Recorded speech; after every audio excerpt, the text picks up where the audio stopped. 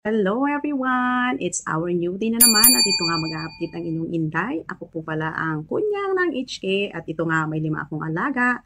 At ito lang mag-share lang ako sa mga iba kong kapwa OFW na alam niyo namang mahirap talaga maging isang OFW at malayo sa pamilya.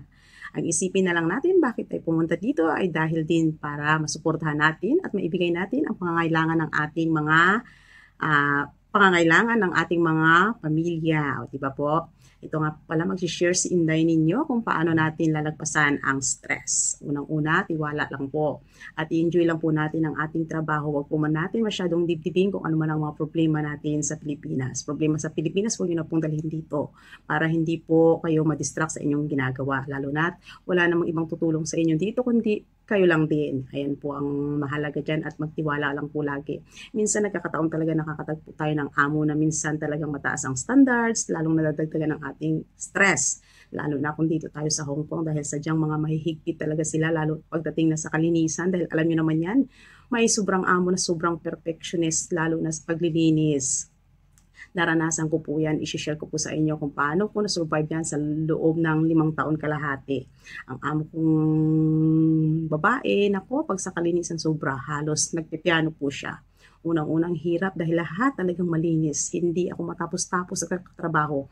Maliit lang ang bahay nila pero talagang sadya hindi natatapos ang trabaho ko dahil dito nga sa Hong Kong, once na binabayaran ka nila, kailangan sulit sila sa pinapagawa sa inyong trabaho. Malimit lang ang pag-upo ko doon, kaya Diyos ko, yung binti ko halos nananakit na sa kakatayubong maghapon.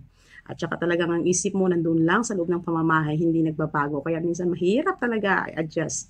Pero nung nakatagpo ako ng amo ko dito ngayon, ako napakaluwag ko na. Halos lahat kabaliktaran. Kaya nga sabi ko sa iba, kung talagang hindi nyo kaya makisama sa unang amo ninyo, talagang sadyang hirap kayo, may chance naman na pwede kayo magpalit. Ako nga noon, ang nasa isip ko kasi noon dati ayaw ko na magpapalit kasi nga talagang nakakapagod. Baka mamaya ganun pa rin ulit ang mangyayari sa akin. Makatagpo ako ng amo, baka mas malala pa dito ka ako, pero mali pala yon. Kataon na binigay din sa akin ni Lord itong amo ko na ito nga, super supportive at talagang sadyang mababait sila.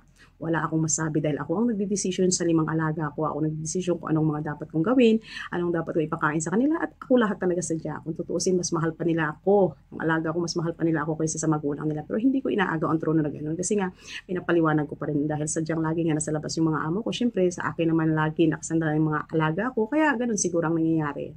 Pero gano'n pa man talagang very, very thankful talaga ako sa aking mga amo kasi nga talagang binibigay yung pagkain, sapat sa pahinga, sobra-sobra pa sa pahinga, walang problema sa kahit anong gusto mong gawin, katulad nito, nakakapag-vlog ako, at least, kumbaga, hindi nila ako pinipigilan, kaya nga, payo ko sa inyo, gawin lang nating inspirasyon lahat ng mga bagay, huwag natin masyadong dibdigin, kasi talagang sadyang mahirap din talaga, minsan, ang sitwasyon, hindi tayo pare-parehas, minsan na natatagpuan ng mga amo, kaya, payo ko sa inyo, kulang po tayo